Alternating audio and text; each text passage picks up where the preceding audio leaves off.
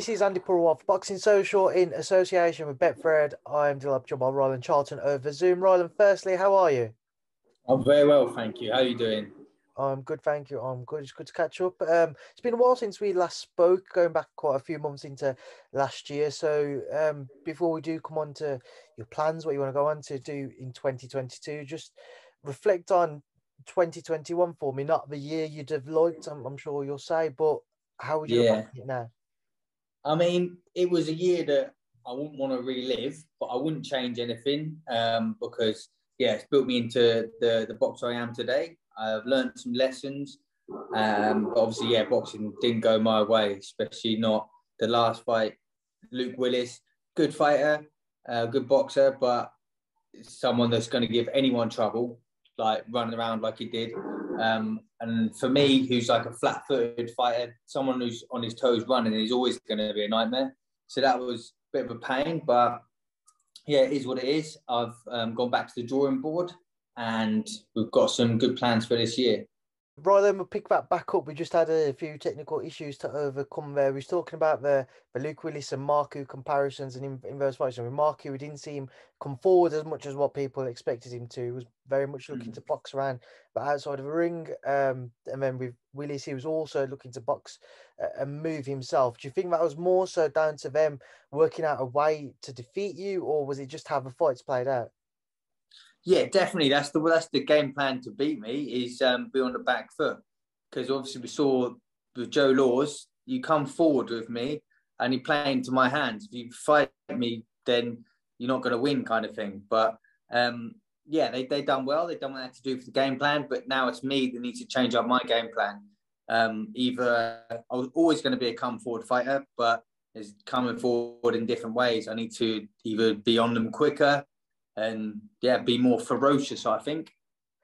How do you go about setting about doing so, Ryland? Because I know you spent a week with Carl Greaves, but that didn't materialize into anything more than just that brief training period together. So, are you looking to change up your training setup? Yeah, I've got a new training setup now in Norwich, which is handy.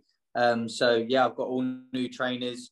So the next fight I'm going to be having, I will be doing a hell of a lot more different things. And yeah, everything's been changed up because being beaten twice now last year, it's time that we need a change because my style that I was fighting before isn't working. It's still going to be the flat-footed, aggressive fighter, but it'll be different.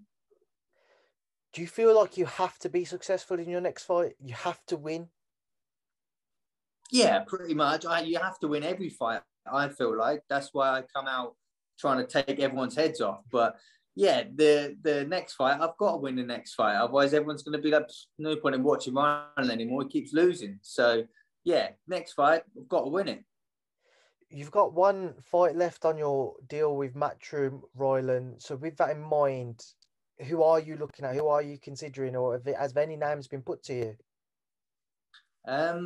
No names have been put to me at all. They did say to maybe go back to the small hall, get a couple of wins on my record, get back my confidence back in a way. Because I mean, after the Marku fight, I should have gone in for an easier fight, but my last three opponents all been undefeated.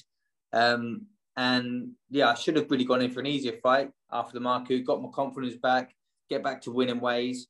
So that's what I'm going to be doing this year. I'm going to build up on a couple of small hall shows, practice some new stuff, and then once I've got a couple of wins on my record, I'm going to get back on there and get back on the big stage and hopefully have a big fight.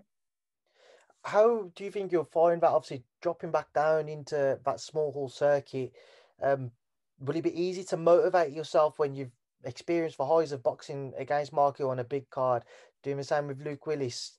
How do you find trying to motivate yourself for it? Oh yeah, well, if, let's be honest, it's shit in it going from creme de la creme all the way down to back to the small hall. But sometimes in life you've got to take a couple of steps back before we can go forward. So yeah, it's not going to be permanent. I'm just going to get back to reality a little bit because Matchroom and the big stage and that is brilliant, but at the end of the day, you do need to be knocked down a peg sometimes, and I've been knocked back down, and I'm ready to climb the ladder again. you've said to me previously that you was looking at maybe a James Tennyson or somebody like that you'd love to share a ring with. Obviously, you go away, you have a couple of fights on, say, a small hall show. Would you then want to come back against somebody like a James Tennyson, who we know is a very strong and powerful man himself, and he will look to be aggressive if he was to face you?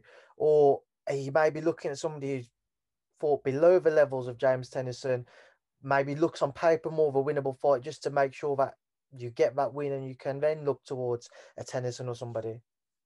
Well, yeah, I mean, like fighting someone like Tennyson, it'd be great, but he wouldn't want to fight me because I've got nothing to offer. I'm like, yeah, nobody to him in a way. So for me, it'd be a big thing, and I'd love to get in there with him, but there's kind of levels, and he's on a bit of a higher level, I'd say, with experience wise as well. He had over 20 odd pro fights. Still, I'm under 10 professional fights, so really I'm still a novice in it. So I should continue to build, but as we know, Matchroom will want to get me tough fights, which I'm happy to do. So it's whoever they've got in mind. I'm up for getting in with them. Is there anyone in particular you'd like them to try and make a fight with? Like I think we've said this before, I'm not great with boxing, so I don't really know. Anyone is a top prospect who wants to have a fight and be tested. And I've tasted defeat last year, and it's a bitter pill to swallow. I don't want to be doing that again. So whoever they've got in mind, they better be ready for it, because I ain't losing anymore. That's it. So how does the perfect year play out for you, Rylan? So let's say I'll get a couple of wins on the small halls, get my confidence back, try out some new things. My new trainer is banging, and we're enjoying doing a lot of training together and learning some new stuff. So get a couple of decent wins, and then Matchroom offer me a decent fight and get in there and take them out.